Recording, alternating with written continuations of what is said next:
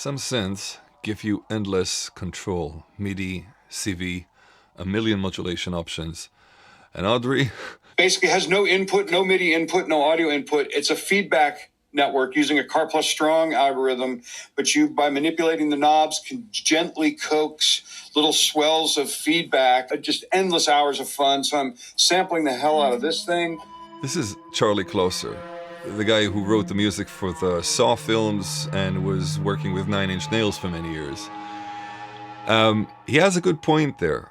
It's a point that I think can make for a really good video about constraints and perfectionism.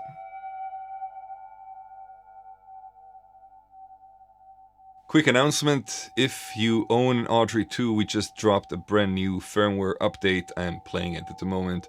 It improves on the sound engine, it fixes some digital distortion that we had on extreme reverb settings. And you can grab it now on the link below in the description. Or stick around to see the whole video. At the end I have a walkthrough of how to install everything. For the people who are new here, my name is Rui, this is SynthUX Academy, and Audrey II is a Horrorscape synthesizer that came from our community. Nick Donaldson of Infrasonic Audio designed this beast of an instrument. I helped with the interface design, and now it's available through the SynthUX website, and also other shops around the world.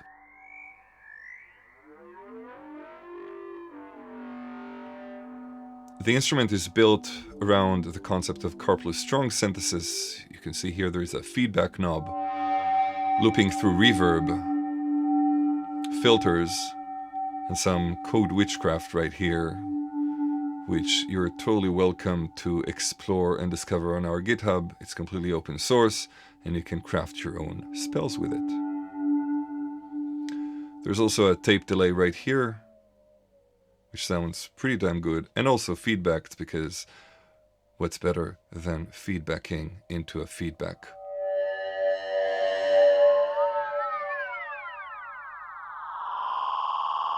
A quick side note, Audrey is designed on the Simple Designer board, so if you have one of these, you could actually build this and have the exact same sound. There are also alternative firmwares floating around on our Discord server, so if you want MIDI or CV control, join Discord and ask around. Link in the description to join, but the official firmware is intentionally constrained. So let's talk about the power of constraints. Audrey was born from the SynthUX community as a DIY project. It wasn't supposed to be a commercial project, but at the end of 2024, we were nudged by our friends at Signal Sounds to make some assembled units available. And that meant making some tough calls. Manufacturing isn't magic. It's really hard, at least for me as an artist, as a designer. This was not something that it's challenging. You need to make a lot of compromises, deadlines, budget constraints, invest a lot of money. We could spend years refining the design of the instruments, adding features, tweaking every last thing, and never actually finishing anything. And here's the thing. Even in its raw, imperfect form, people loved Audrey the way that it is. As the designer, I can tell you that it was really hard to release it like this, because I'm immediately thinking about it could also be this and it could also be that. But as soon as people started playing with it, I realized that I was simply wrong. These limitations aren't flaws. These are features. This is what makes this instrument really unique.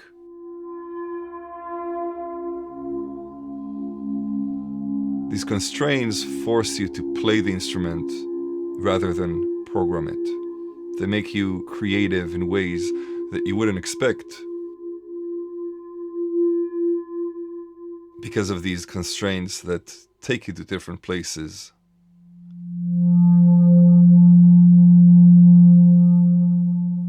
And don't allow you to overthink what you're doing. So let's talk about perfectionism. There is a difference between striving for high quality work and being paralyzed by the idea of perfection. Professionals finish things. They commit to a version and ship it. Perfectionists, they get stuck tweaking forever, afraid to release something that isn't flawless. Even ancient Greeks knew that perfection was actually a myth. Plato said everything in the real world is just an imperfect version of an idea. If Plato was around today, we'd probably talk to perfectionists and say, chill, just release your work. With every release, you improve and get better, and every release is a gift that you give to the world. So thank you. And now, transition. Speaking of done, today we're releasing a new firmware official update. Some of you might have noticed that on extreme reverb,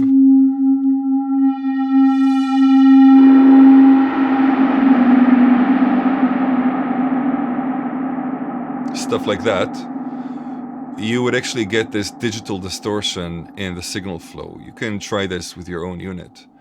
This is now solved. Now you can push the reverb to its limits without any weird artifacts. And this firmware is now available on our GitHub, so feel free to scroll down to the description, click the link, and download it.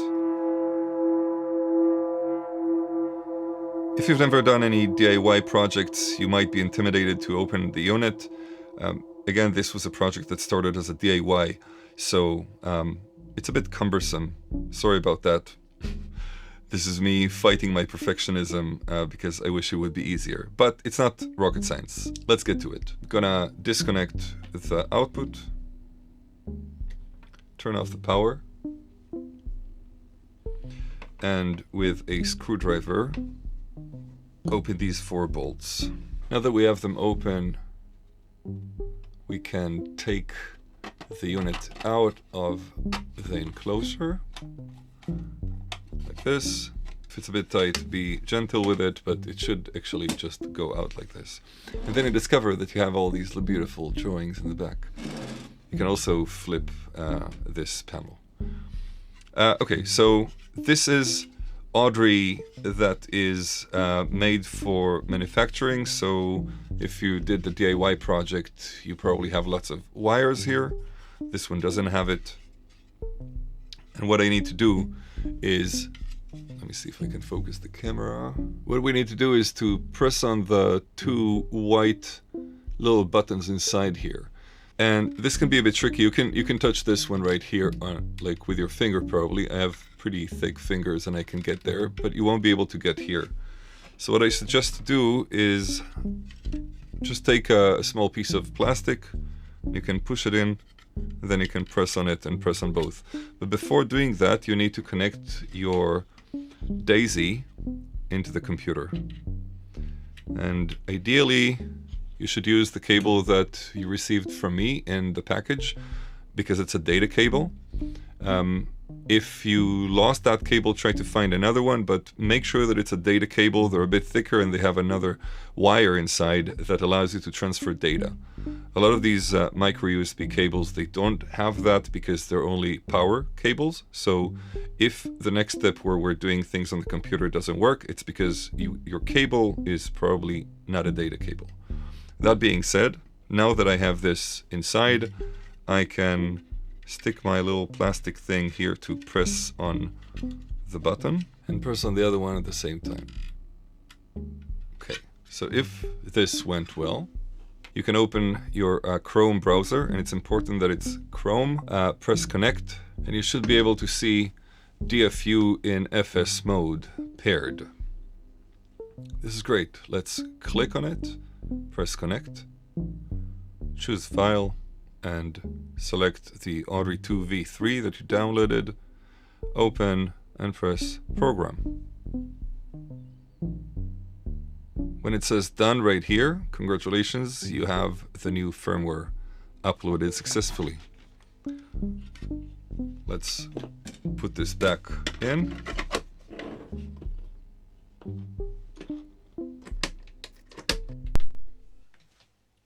Power on, and there we go. To me, Audrey is a reminder that limitations aren't obstacles. They're creative fuel. Whether you're making music, building synthesizers, instruments, or launching whatever project you're working on, don't get trapped in perfectionism.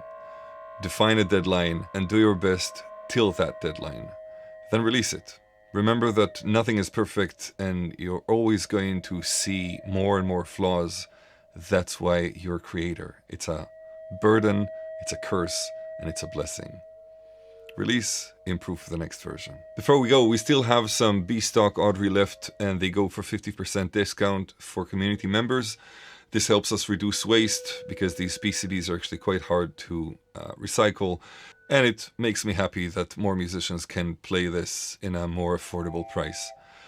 That's it for this video. Don't forget to like and subscribe because algorithms hate weirdness and we need all the help to get out and spread this across the YouTube lands. See you in the next one.